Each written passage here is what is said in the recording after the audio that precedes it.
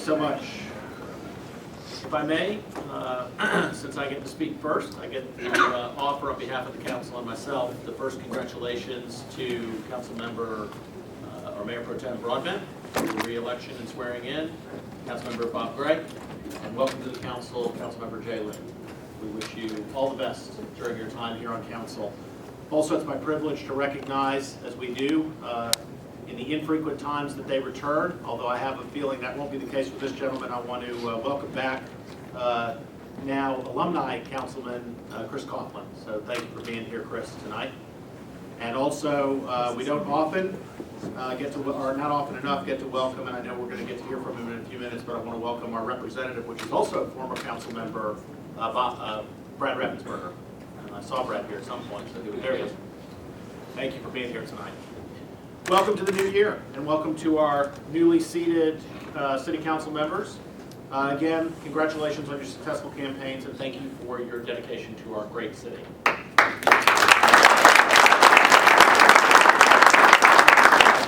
And of course, I already pointed out that Chris is here, but Chris, I want to use this as an opportunity again to thank you for your service to our city at the end of last year. Your tenure was short, but I do want to acknowledge that you brought some great ideas to the table that we will be continuing to talk about, even though you may not be sitting on this side of the table, and I'm sure if we don't, you'll be happy to remind us along the way. So thank you again for your work. Folks, we have a lot to be proud of as we wrapped up 2015. I invite you to read my end of the year message to our community.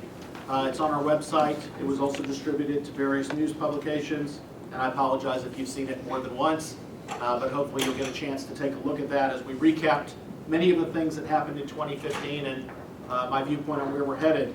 With the new year comes new opportunities and challenges, and we're currently reviewing and developing strategies for our economic development plan, as well as our recreation and parks master plan. And you're always invited to attend any advertised upcoming meeting or hearing, and I encourage you to keep up with what's going on, and you can do that on our website, among other things, at johnscreekga.gov.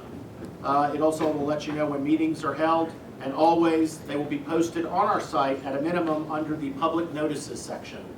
If you wish to voice your opinion on any critical issues before us, please contact my office or our council members directly, and our web and email addresses are also on our website. In case you don't want to look them up there, it's always first name dot last name at johnscreekga.gov. And of course, we will be making important decisions along the way, and it always helps us to hear from you on those decisions and what you're thinking. As I related in the year in review, at the beginning of 2015, I had claimed that this would be the year of public works, and I think that 2016 will probably follow suit. The Johns Creek Public Works Department finished its first round of a 4-year program to repave our neighborhood streets. Repaving crews resurfaced 34.33 miles of streets in 34 subdivisions. The city spent about $5.83 million in 2015 toward maintaining neighborhood streets. And to accelerate that repaving program, the council set aside another $5 million for repaving subdivision streets in 2016, which should enable the Public Works Department to tackle up to another 28 more subdivisions. To see where your subdivision is on the list, please go to the website and you can look under neighborhood repaving and you can see the full list. Although this year may be a sobering start to the year, I want to relate a story that needs to be told 1,000 times. In mid-December, the Johns Creek police answered a call when a panicked mother found her daughter lying on the floor in an apparent heroin overdose. Fortunately, our police departments now carry an anti-overdose drug known as Narcan, and administered the drug on the spot and saved the girl's life. Certainly a happy ending to a near tragedy, but this is happening every day and all around us. Cities, both large and small, have declared this a true epidemic, where it mostly begins right in your medicine cabinet. A prescription given by your doctor for pain or an injury or an operation that quickly becomes addictive and can lead to desiring more deadly drugs such as heroin. Over 80% of heroin addiction comes from opiate drug use and abuse.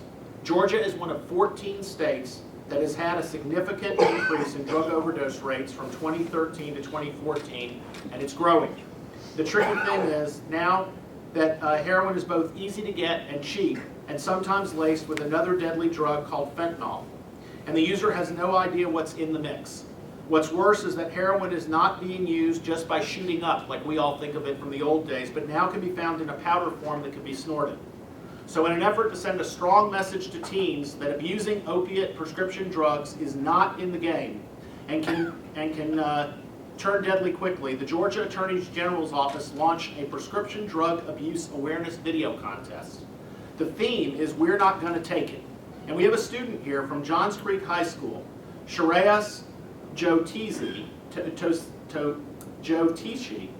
who recently won runner-up in the statewide contest, and I want to show you a quick clip of his winning video.